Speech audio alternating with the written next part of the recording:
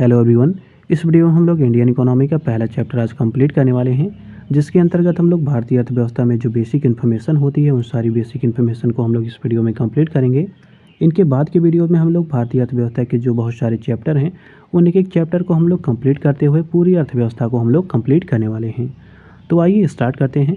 तो देखिए, पहला इसमें टॉपिक दिया गया है भारतीय अर्थव्यवस्था की विशेषताएँ, और इसमें पहला क्वेश्चन ये पूछा जा रहा है कि जो भारत की अर्थव्यवस्था है उसको हम लोग किस कैटेगरी में शामिल करते हैं। तो उसको हम लोग विकासशील की कैटेगरी में शामिल करते हैं। अगले क्वेश्चन में कह रहा है जो भारतीय अर्थव्यवस्था है उसमें विद्यमान लक्षण कौन कौन से हैं। तो लक्षणों में देखा जाए तो यहाँ पे धन की न्यून कार्य क्षमता विद्यमान है। इसके अतिरिक्त जो प्रति व्यक्ति आय हो वो काफ़ी कम है।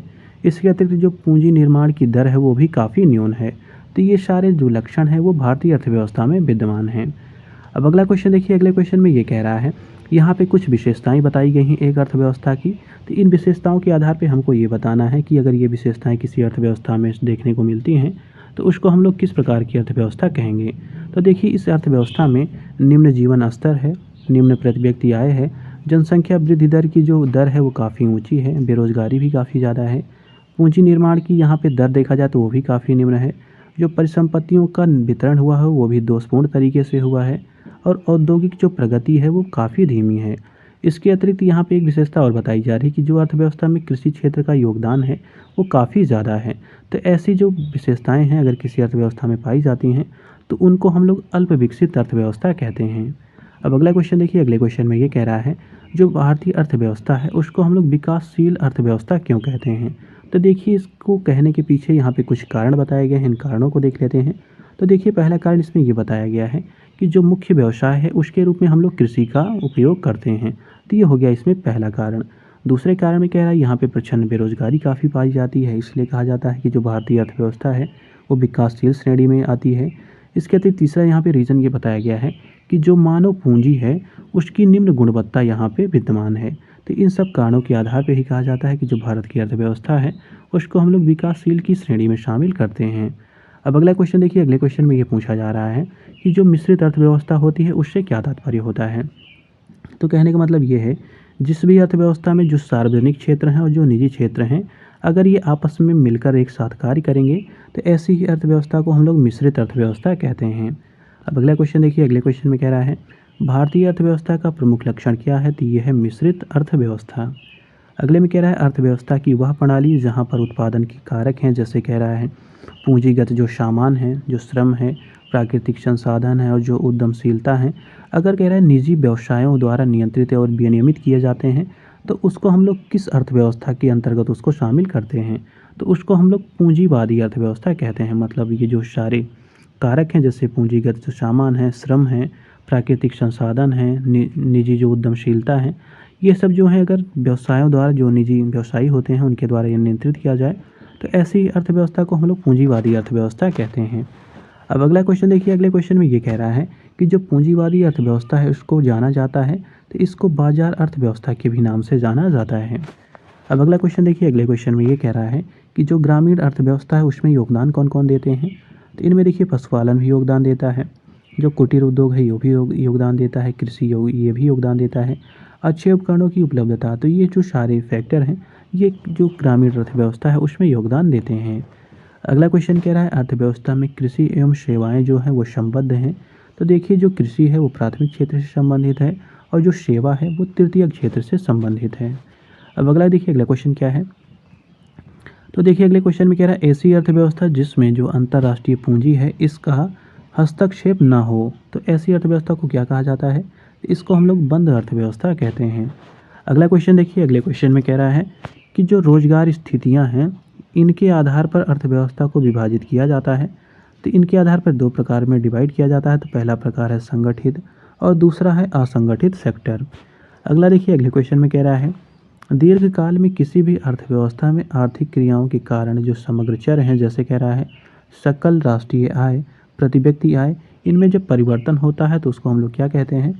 तो उसी को आर्थिक समृद्धि कहा जाता है। अगला देखिए, अगले में कह रहा है जो आर्थिक समृद्धि है वो क्या है।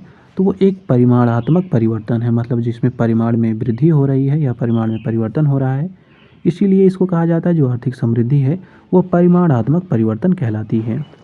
अगला देखिए, अगले में कह रहा है जो अर्थव्यवस्था में परिमाणात्मक के साथ साथ अगर गुणात्मक परिवर्तन देखने को मिले तो गुणात्मक में देखिए कैसे परिवर्तन होते हैं। तो गुणात्मक के अंतर्गत आते हैं जीवन की गुणवत्ता अगर अच्छी हो जाए, राष्ट्रीय कल्याण में वृद्धि हो जाए, तब इनको कहा जाता है कि ये गुणात्मक परिवर्तन हुआ है। तो ऐसा ही क्वेश्चन इसमें पूछा जा रहा है कि अर्थव्यवस्था में परिमाणात्मक परिवर्तन तो हुआ है, उसके साथ ही साथ अगर गुणात्मक परिवर्तन भी देखने को मिले तो इसको हम लोग क्या कहेंगे? तो इसको हम लोग कहेंगे आर्थिक विकास। ध्यान दीजिएगा, अभी ऊपर हम लोगों ने देखा था आर्थिक समृद्धि, तो आर्थिक समृद्धि में सिर्फ कह रहा है जो परिमाणात्मक परिवर्तन हुए वही शामिल होते हैं, जबकि अगर हम आर्थिक विकास की बात करें तो परिमाणात्मक परिवर्तन के साथ साथ इसमें गुणात्मक परिवर्तन भी देखने को मिलते हैं। अब अगला देखिए, अगले में कह रहा है जब कोई देश अपने को विकसित करना चाहता है तो उसके सामने मुख्य रूप से 3 समस्याएं होती हैं। ये 3 समस्याएं दी गई हैं, इनको देख लेते हैं। तो देखिए, पहली समस्या होती है किस वस्तु का उत्पादन किया जाए तथा किसका उत्पादन ना किया जाए। तो पहली समस्या ये होती है। दूसरी समस्या में है कि विभिन्न प्रयोगों में संसाधनों का आवंटन कैसे हो, ये दूसरी समस्या होती है। तीसरी समस्या बताई जा रही है जो उत्पादन की क्रिया है किसके द्वारा हो, मतलब निजी क्षेत्र करें या जो क्षेत्र हैं सार्वजनिक वो करें, या तो जो सरकार हैं या दोनों करें। तो ये समस्या तीसरी उत्पन्न होती है। मतलब कहने का तात्पर्य है जो उत्पादन की क्रिया होगी ये कौन करेगा, निजी क्षेत्र करेंगे या सरकार करेंगे या दोनों मिलकर साथ करेंगे। अब अगला देखिए, अगले क्वेश्चन में कह रहा है जो आर्थिक विकास की समस्याएं हैं इनके समाधान हेतु अपनाई गई प्रणालियां कौन सी हैं। तो इन प्रणालियों में पहले देखिए पॉइंट बताया गया है कि बाजार व्यवस्था पर बाजार प्रणाली अपनाई जाती है। इसके अतिरिक्त जो केंद्रीकृत नियोजन प्रणाली है इसको भी अपनाया जाता है। इसके अतिरिक्त तीसरा इसमें बताया गया है मिश्रित आर्थिक प्रणाली। तो ये 3 प्रणालियाँ अपनाई जाती हैं। अब अगला देखिए, अगले क्वेश्चन में क्या है औपनिवेशिक जो भारतीय अर्थव्यवस्था थी उसकी विशेषताएं क्या थी। औपनिवेशिक मतलब होता है कि जब हमारे यहाँ अंग्रेजों का शासन था, जब दूसरे यहाँ हमारे यहाँ शासन करते थे, तब की अर्थव्यवस्था की विशेषताएं पूछी जा रही हैं। तो देखिए, उस समय निम्न प्रति व्यक्ति आय थी। दूसरा इसमें बताया जा रहा है उत्पादन का जो उत्पादन था वो जीवन निर्वाह पर ही टिका हुआ था। मतलब जो उत्पादन किया जाएगा सिर्फ वो जीवन निर्वाह तक ही सीमित था, मतलब उसको वाणिज्यिक रूप से उसका यूज नहीं किया जा सकता था। तो ये दूसरी इसकी विशेषता है। तीसरी विशेषता है कमज़ोर औद्योगिक आधार वहाँ पे उस समय विद्यमान था। अब अगला देखिए, अगले क्वेश्चन में कह रहा है जो औपनिवेशिक भारतीय अर्थव्यवस्था है इसकी विशेषता नहीं है। तो यह है संतुलित क्षेत्रीय विकास। ये मतलब जो औपनिवेशिक भारतीय अर्थव्यवस्था थी उसकी ये विशेषता नहीं है। अब अगला देखिए, अगले में बताया गया है जो अर्थव्यवस्था का स्वरूप होता है या जिसको हम लोग वर्गीकरण कहते हैं। तो देखिए, अर्थव्यवस्था का वर्गीकरण कैसे किया जाता है इसको जान लेते हैं। तो देखिए, अर्थव्यवस्था का वर्गीकरण बहुत आधारों पर किया जाता है। तो पहले इसमें आधार दिया गया है कि निर्भरता के आधार पर अर्थव्यवस्था का वर्गीकरण कैसे किया जाता है। तो देखिए, अगर निर्भरता के आधार पर अर्थव्यवस्था का वर्गीकरण किया जाता है तो इसको यहाँ पे देखिए इसको 3 कैटेगरी में डिवाइड किया जाता है। तो निर्भरता के आधार पर पहला इसका प्रकार है आत्मनिर्भर अर्थव्यवस्था, दूसरा प्रकार है आश्रित अर्थव्यवस्था और तीसरा है परस्पर निर्भर अर्थव्यवस्था। तो ये हो गया इसका पहला प्रकार। दूसरा अगर प्रकार देखा जाए तो जिसमें डिवाइड किया जाता है तो दूसरा इसका प्रकार है विकास की विभिन्न अवस्थाओं के आधार पर अर्थव्यवस्थाओं का वर्गीकरण। तो इसके आधार पर देखा जाए तो 3 पार्ट में इसको डिवाइड किया जाता है। पहला इसका प्रकार है विकसित अर्थव्यवस्था, दूसरी है विकासशील अर्थव्यवस्था, तीसरी है अल्प विकसित अर्थव्यवस्था। तीसरा देखिए जो तीसरे आधार पर डिवाइड किया जाता है अर्थव्यवस्था को, तो इसमें है विभिन्न क्षेत्रों की भूमिका के आधार पर अर्थव्यवस्था का वर्गीकरण। तो इसमें देखिए कौन सा वर्गीकरण होता है, तो इनमें देखिए इसमें भी 3 वर्गीकरण किया जाता है। तो पहला वर्गीकरण है कृषक अर्थव्यवस्था, दूसरी है औद्योगिक अर्थव्यवस्था, तीसरी है सेवा अर्थव्यवस्था। अब अगला देखिए जो चौथा इसका वर्गीकरण है ये है शेष विश्व के साथ जो अंतर संबंध हैं उनके आधार पर अर्थव्यवस्थाओं का वर्गीकरण किया जाए। तो इसको हम लोग 2 पार्ट में डिवाइड करते हैं। तो पहली व्यवस्था है खुली अर्थव्यवस्था, दूसरी है बंद अर्थव्यवस्था। अब जो इसका 5वां वर्गीकरण है वो है नियोजन के आधार पर अर्थव्यवस्थाओं का वर्गीकरण। तो इसको देखिए कितने पार्टों में डिवाइड किया जाता है, तो इसको भी 2 पार्टों में डिवाइड किया जाता है। पहला है योजनाबद्ध अर्थव्यवस्था और दूसरा है गैर योजनाबद्ध अर्थव्यवस्था। तो ये हैं प्रमुख वर्गीकरण जिनको हम लोग अर्थव्यवस्थाओं का जिनमें हम लोग वर्गीकरण करते हैं। अब अगला देखिए अगले क्वेश्चन में ये पूछा जा रहा है कि जो विभिन्न प्रकार की अर्थव्यवस्थाएं होती हैं उनकी विशेषताएं क्या होती हैं। काफ़ी इंपॉर्टेंट है ये, क्योंकि बहुत बार ये पूछा जाता है। तो देखिए पहला दिया गया है इस साइड में पूंजीवादी अर्थव्यवस्था, दूसरी साइड में है राज्य जिसको हम लोग समाजवादी अर्थव्यवस्था कहते हैं, और तीसरा इसमें डिवीज़न है जो है मिश्रित अर्थव्यवस्था। तो इनकी विशेषताएँ क्या हैं इनको जान लेते हैं।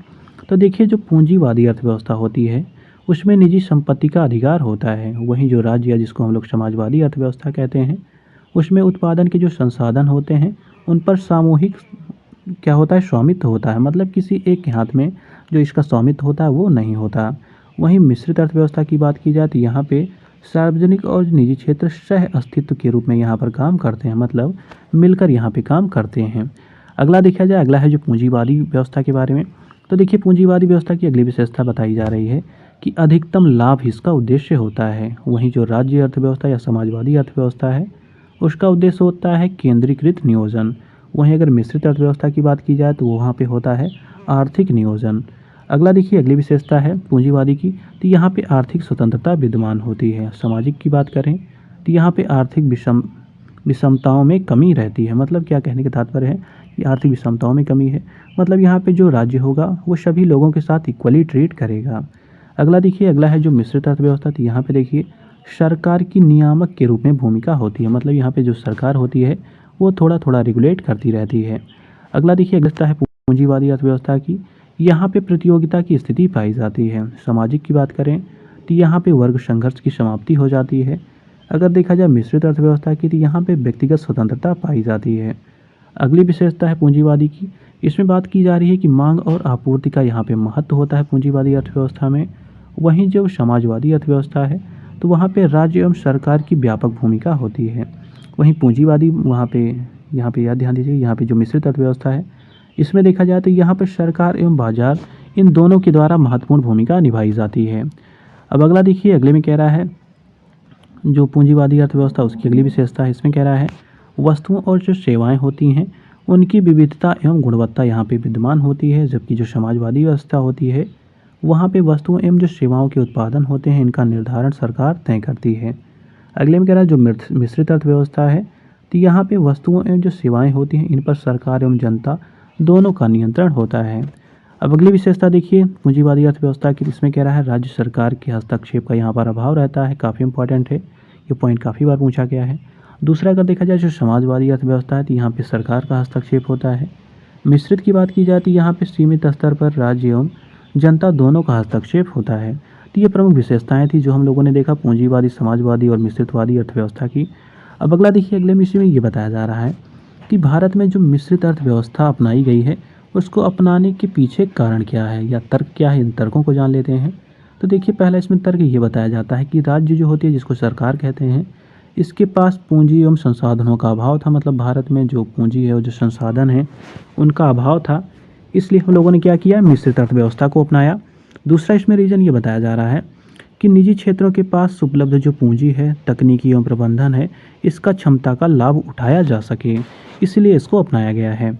अब अगला देखिए, अगले पॉइंट में बताया जा रहा है कि जो राज्य है या जिसको सार्वजनिक क्षेत्र कहते हैं इसके भार को कम करने के लिए ताकि जो राज्य है आवश्यकता अनुसार अवसंरचनात्मक ढांचे का विकास कर सके एवं सामाजिक कल्याण के जो कार्यक्रम हैं उनका संचालन कर सके, इसीलिए भारत ने क्या किया है, भारत ने मिश्रित अर्थव्यवस्था अपनाया है।